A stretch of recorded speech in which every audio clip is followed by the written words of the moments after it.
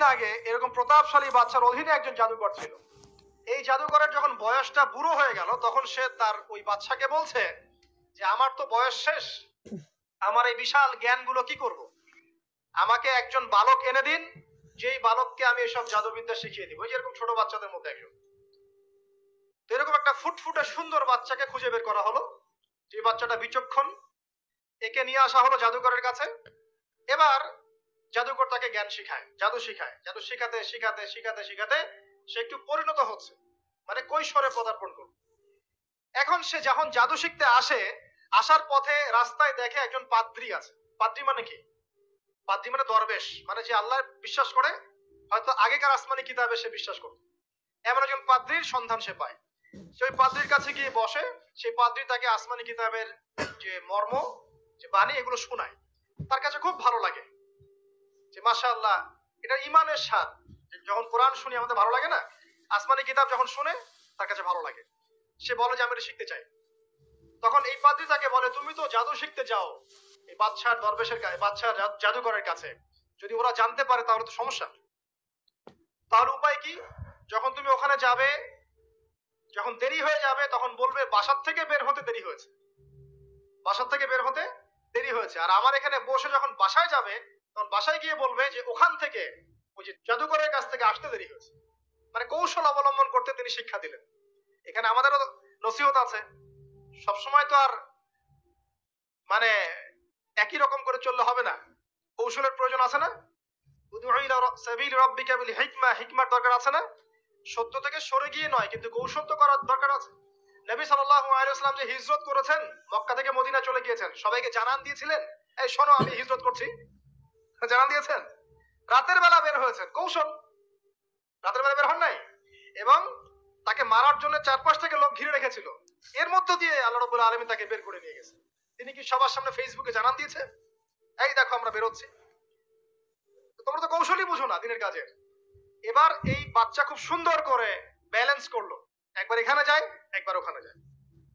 এই করতে করতে ওই যে জাদুকরের ইন্তেকাল হয়ে গেল, মারা গেল জাদুকর। এবার এই বাচ্চার কাছে মাশাআল্লাহ অনেক এলেম কালাম আছে।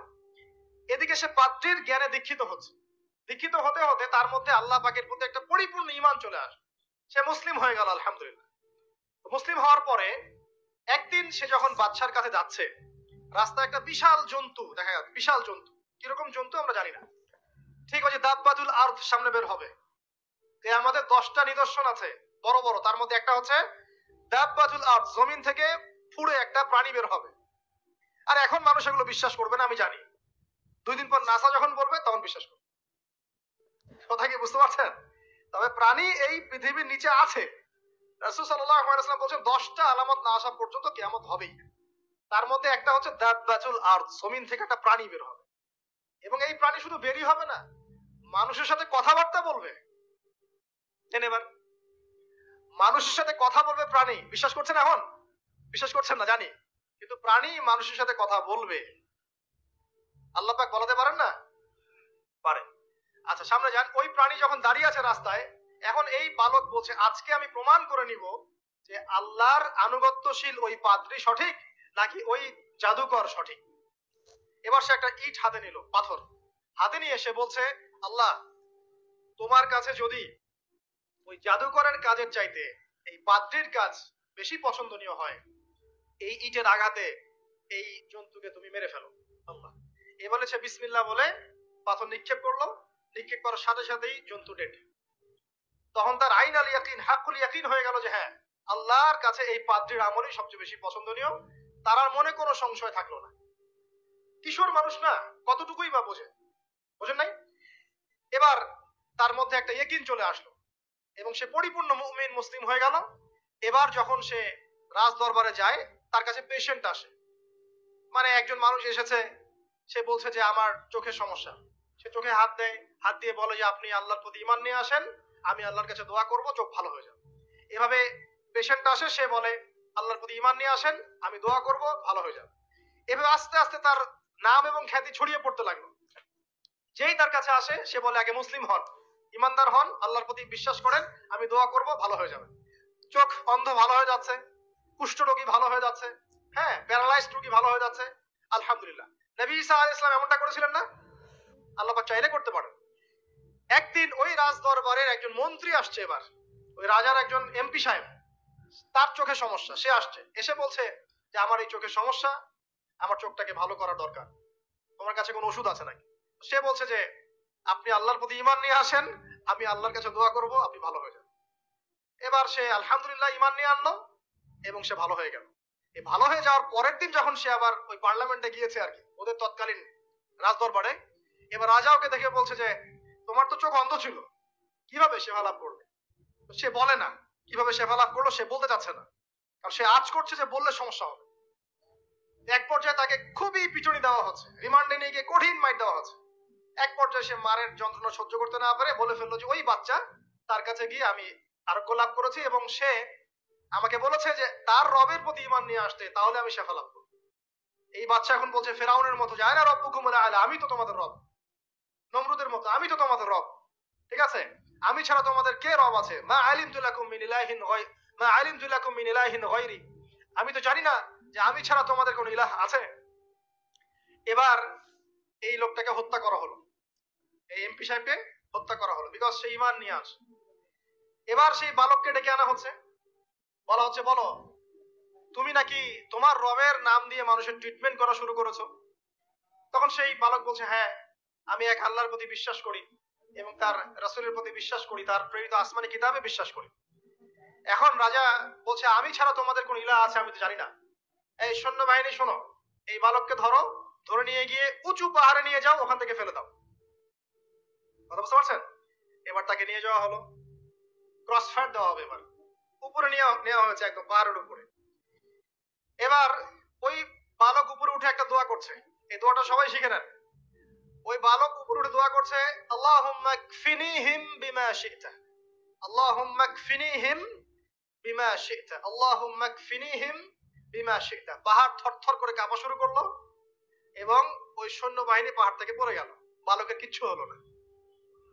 আমি কিন্তু বানোয়াট কোনো গল্প বলছি না, এটা কোরআন থেকে বলছি এবং এটা তাফসীর, আপনি যে কোনো তাফসীর পড়েন, মারিফুল কোরআন, তাফসীর ইবনে কাসির, জালালাইন পড়ে দেখেন, পড়ে দেখেন আমার সাথে ডিবেট করার আগে। এবার সে বালক হেঁটে হেঁটে চলে আসলো রাজদরবারে। আবার কি ব্যাপার, তুমি মরো নাই? না, আল্লাহ আমাকে বাঁচিয়েছে, আমার রব আমাকে বাঁচিয়েছে। আবার পাঠানো হচ্ছে আরেক দল সেনাবাহিনীকে নিয়ে, যাও এবার ওকে সমুদ্রে নিয়ে যাও, সমুদ্রের মাছ সমুদ্রে ডুবিয়ে দিবে। আবার সে ওখানে গিয়ে বলল আল্লাহুম্মা কফিনিহিম বিমা শি'তা, হে আল্লাহ, অর্থ হচ্ছে হে আল্লাহ আমার বিপক্ষে যারা আছে আপনি যা দিয়ে ইচ্ছা ওদের বিরুদ্ধে আমাকে সাহায্য করেন। অর্থটা হচ্ছে এমন, আল্লাহুম্মা কফিনিহিম বিমা শি'তা, আল্লাহ আপনি আমার জন্য যথেষ্ট হয়ে যান, ওদের বিরুদ্ধে আমার জন্য যথেষ্ট হয়ে যান, যা ইচ্ছা তাই দিয়ে আপনি হেদায়েত করুন, মানে আমাকে হেফাজত করুন, ঠিক আছে? আল্লাহুম্মা কফিনিহিম বিমা শি'তা, ছোট্ট দোয়া। এবার ওই সমুদ্র উত্তাল হওয়া শুরু করলো এবং ওরা জাহাজ থেকে পড়ে গেল। এই বাচ্চা সেফলি আবার চলে আসলো রাজদরবারে, বিশ্বাস করছেন না? চলে আসলো। এবার আসার পরে বলছে শোনেন, আমাকে এভাবে মারতে পারবেন না, আমাকে এইভাবে মারা যাবে না, আমি আপনাদেরকে বলে দিচ্ছি কিভাবে আপনি আমাকে মারতে পারবেন। তো বাচ্চা বলছে কিভাবে মারতে পারবো বলো? তখন সেই বাচ্চাটা বলছে যে আপনি সমস্ত এলাকার মানুষকে এক জায়গায় জড়ো করবেন, মানে পুরো নেশনের যত মানুষ সবাইকে একটা মাঠে নিয়ে আসবেন, মাঠের মাঝখানে একটা গাছ রোপণ করবেন বা একটা কিছু স্তম্ভ নির্মাণ করবেন, সেখানে আমাকে বেঁধে ফেলবেন। বেঁধে ফেলার পরে আমার এই ধনুক থেকে একটা তীর বের করবেন, তীর বের করে আপনি নিজ হাতে এই তীরটাকে নিশানা দিবেন, দিয়ে বলবেন বিসমিল্লাহ আল্লাহর নামে, বিসমিল্লাহ আল্লাহর নামে, বিসমিল্লাহি রব্বি হাযাল গোলাম বলে ছুড়বেন। অর্থ হচ্ছে আমি এই রবের, আমি এই বাচ্চার রব, আমি এই বাচ্চার রব আল্লাহর নামে তীর ছুড়লাম, এটা বলে তীরটা নিক্ষেপ করবেন, তাহলে আমি মরবো, তার আগে মরবো। কথা কি বুঝতে পারছি? এবার তাই করা হলো, সমস্ত এলাকার মানুষকে এখানে জড়ো করা হলো। কথাটা ভালো করে বোঝেন, সমস্ত এলাকার মানুষ মানে কি ওই এলাকার সব মানুষ, মানে মুমিন কাফের যে আছে সবগুলাকে একত্রিত করা হলো। করার পরে বাচ্চাটাকে এভাবে একটা জায়গায় বেঁধে দেওয়া হয়েছে, খেজুর গাছে, তাফসীরে এসেছে খেজুর গাছে। এবার সে এখান থেকে তীর বের করে বাদশা বলছে বিসমিল্লাহি রব্বি হাযাল গোলাম, নিক্ষেপ করলো। তীরটা ঠিক, আল্লাহ পাকের দৃষ্টি দেখেন এত সূক্ষ্ম, ওইটাই বর্ণনা করেছেন, তীরটা ঠিক বাচ্চার এই জায়গায় লেগেছে।